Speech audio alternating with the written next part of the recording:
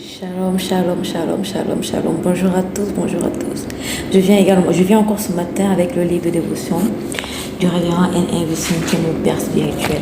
Je suis tellement bénie par l'édition de ce mois. Dieu voudrait que nous soyons transfigurés, que nous soyons transformés au-dedans de nous et que nous exprimions cette transformation à l'extérieur. Alors Dieu voudrait aujourd'hui que nous soyons transfigurés par la résurrection du Seigneur Jésus. Romains 10, versets 9 à 10 dit: si tu confesses de ta bouche le Seigneur Jésus, et si tu crois dans ton cœur que Dieu l'a ressuscité des morts, tu seras sauvé. Car c'est en croyant du cœur qu'on parvient à la justice, et c'est en confessant de la bouche qu'on parvient au salut, selon ce que dit l'Écriture. La résurrection du Christ est le lieu de naissance de l'homme nouveau.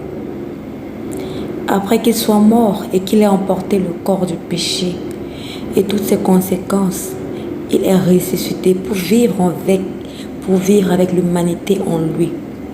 Il est revenu à la vie avec une vie indestructible. Waouh, quelle belle nouvelle. Cette vie indestructible n'est pas le genre de vie de Dieu, c'est la vie de Dieu. C'est pas le genre de vie de Dieu, c'est la vie de Dieu.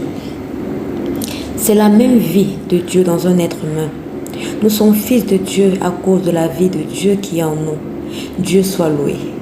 C'est le don de Dieu qui nous est donné. Cette vie ne peut pas être contaminée ou détruite. Elle ne peut pas être perdue. Elle est permanente. Vous ne pouvez pas avoir la vie éternelle et la perdre. Non, absolument pas. Il a fallu toute la puissance pour que la vie éternelle soit la vie éternelle. Et même Dieu ne peut pas défaire les œuvres de Christ qu'il a faites pour l'humanité. Je vais relire.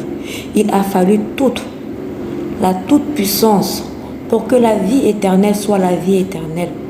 Et même Dieu ne peut pas défaire les œuvres de Christ qu'il a faites pour l'humanité. Cela ne fait pas que Dieu soit limité. Non. Cela rend Dieu fiable, tout simplement. Dieu ne peut pas se détruire. S'il essaie de se détruire, cela ne fonctionnera pas. C'est un Dieu de principe. Une bonne nouvelle, une sécurité pour toi et pour moi. L'humanité pour laquelle Christ est mort a été élevée à la vie éternelle. Et cette vie ne peut céder devant un réveil. Elle est parfaite et vivante. Nous ne faisons pas le bien pour l'entretenir ou de la maintenir. Cette vie est sans défaut et éternelle.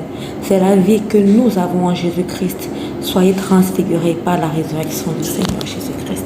Amen. Shalom.